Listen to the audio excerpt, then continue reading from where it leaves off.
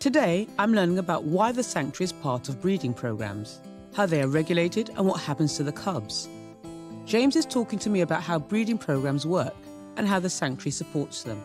Well, James, I know here at the Big Cat Sanctuary you're involved in breeding programs. Now, what does that entail exactly and why?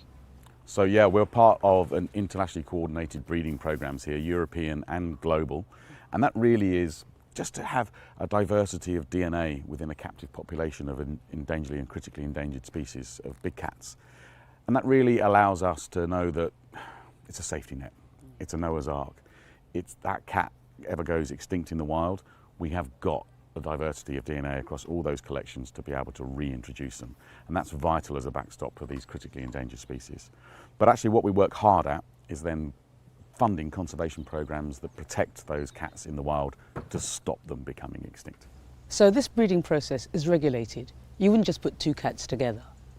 No, so each endangered cat species has what we call a stud book holder.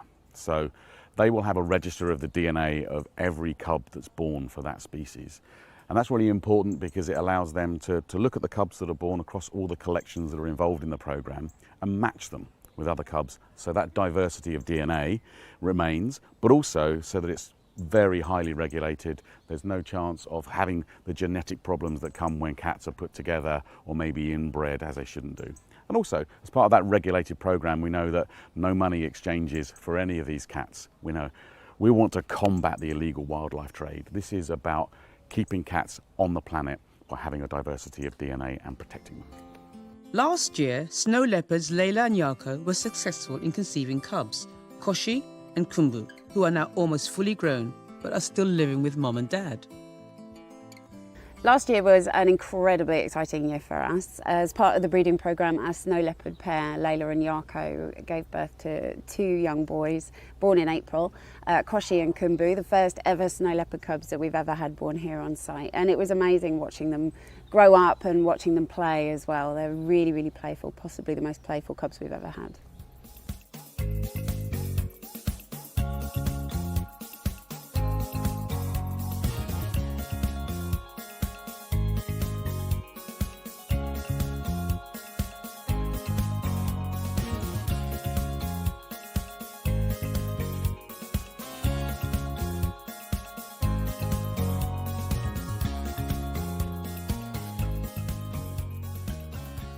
Koshi, one of the twins, has received what we call a recommendation from the breeding programme to move to a different collection, and there's been a female identified for him there to breed with. So as sad as it is to see them go, they can't stay here forever. It's really important they go on to support the captive population of snow leopards, so that's what he's going to do.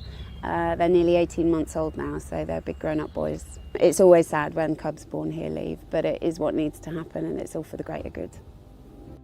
Next week, I'll be learning about two wonderfully loved-up cats, Neron and Kira.